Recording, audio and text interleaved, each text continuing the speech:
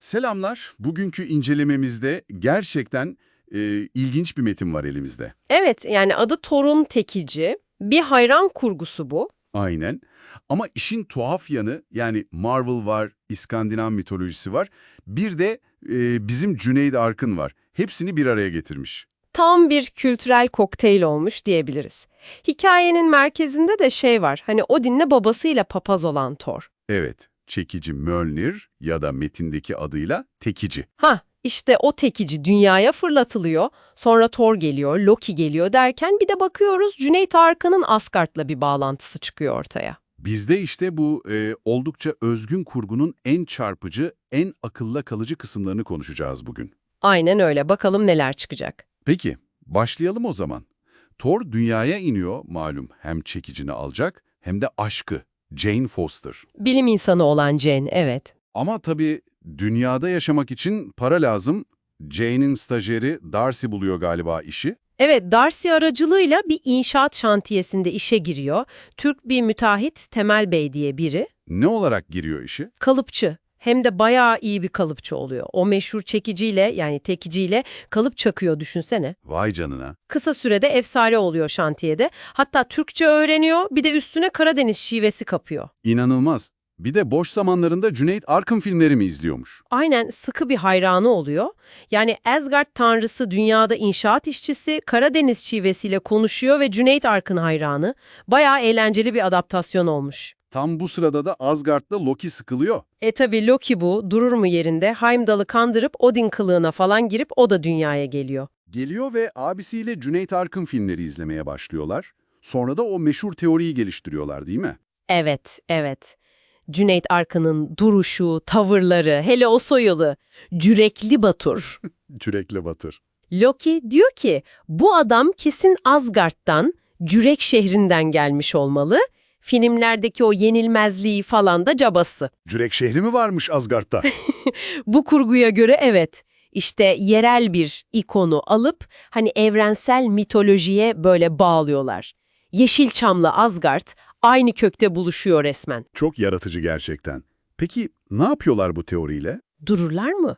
Atlıyorlar dördü birden. Thor, Loki, Jane, Darcy Eskişehir'e gidiyorlar. Cüneyt Arkın'la tanışmaya. Gerçekten mi? Tabii. Gidip anlatıyorlar durumu, sen aslında Asgardlısın diye. İkna edip Asgard'a getiriyorlar. Cüneyt Arkın'ı Asgard'a mı götürüyorlar? Aynen öyle. Hatta Odin bile görünce evet yahu benziyor bu bizim Cüreklilere diyor. Pes. İşler iyice çığırından çıkıyor burada. Hem de nasıl? Cüneyt Arkın Cürele'ye gidiyor. Yani ata toprağına. Orada bir hafta kalıyor. Ne öğreniyor orada? Öğreniyor ki 300 yıl önce dünyaya düşmüş bir Asgard savaşçısının torunuymuş. Akrabaları falan çıkıyor ortaya. Ama asıl bomba şu, Cürel'in havası onu gençleştiriyor. Gençleştiriyor mu? Nasıl yani? Bildiğiniz gençleşiyor. Bir haftada 35 yaş atıyor üzerinden, kendini 50'lerinde hissediyor. Tabi bu arada boş durmuyor Cüreli gençlere. Uçan tekmeleri öğretiyor. Hah, aynen öyle. Meşhur uçan tekmeler dahil dövüş dersleri veriyor. Yani hem Yeşilçam ikonunun kaynağını Asgard'a bağlıyorlar hem de o kayıp diyar motifini kullanıyorlar. Tam fantastik bir Yeşilçam filmi gibi olmuş bu kısım. Kesinlikle. Ve macera burada bitmiyor tabii.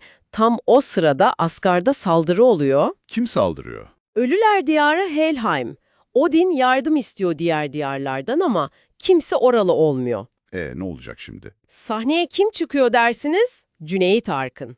Odin'den izin alıp Cüret'te yetiştirdiği 250 tane Batur ile. Kendi yetiştirdiği savaşçılarla mı? Evet, o bir haftada eğittiği gençlerle savaşa katılıyor ve savaşın seyrini değiştiriyorlar. Nasıl başarıyorlar bunu? Sayıları az değil mi? İşte orada devreye Türk savaş taktikleri giriyor. O meşhur Turan ya da Hilal taktiğini kullanıyorlar. Düşmanı kanatlardan sarıp, Bir de uçan tekmeler tabii. olmazsa olmaz. Ölüler ordusunu darmadağın ediyorlar ve Asgard'ı kurtarıyorlar. Yerel bir taktikle evrensel bir tehdidi yeniyorlar yani. Cüneyt Arkın Asgard'ı kurtarıyor. İnanılmaz gerçekten. Odin de çok memnun kalıyor tabii. Minnettarlığını göstermek için ona sihirli bir kılıç hediye ediyor. Hani şu sahibine uçarak gelenlerden. Vay be. Sonra ne oluyor? Dönüyorlar mı dünyaya? Evet Arkın, Jane ve Darcy dönmeye karar veriyor. Thor ve Loki de onlara eşlik ediyor. Eskişehir'e dönüyorlar. Cüneyt Arkın nasıl dönüyor peki? Gençleşmiş haliyle mi? Aynen, fiziksel olarak daha genç, enerji dolu, hatta artık gerçek ismi Fahrettin Cürekli Batur'u kullanmaya karar veriyor. Bir de yanında Asgard'dan tohumlar getirmiş. Tohum mu? Ne tohumu? Bilmiyoruz ama bahçesine ekiyor onları. Loki'de de ufak tefek değişimler seziliyor bu arada. Darcy'nin etkisiyle biraz daha iyi birine dönüşüyor gibi. Peki, toparlayacak olursak, yani elimizdeki metin gerçekten sınırları zorlayan bir hayal gücü ürünü. Marvel, İskandinav mitolojisi, Yeşilçam, Hepsini alıp oldukça yaratıcı, hatta absürt ama bir o kadar da eğlenceli bir şekilde harmanlamış, Thor'un inşaat işçiliğinden başlayıp Cüneyt Arkın'ın Asgard'ı kurtaran bir kahramana dönüşmesine kadar giden eşsiz bir yolculuk. kesinlikle öyle. Farklı kültürlerin kahramanlarını, mitlerini böyle iç içe geçirmek, hayal gücünün neler yapabileceğini gösteriyor bize. Ve akıllarda kalan o son soru tabii, Fahrettin Cürekli Batur'un Eskişehir'deki bahçesine ektiği o Asgard tohumları, acaba onlar yeşerecek mi, yeni bir macera başlar mı dersiniz, yoksa bu sadece bu fantastik hikayenin tatlı bir sonu mu? Bunu da artık dinleyicilerimizin hayal gücüne bırakalım diyelim. Aynen öyle.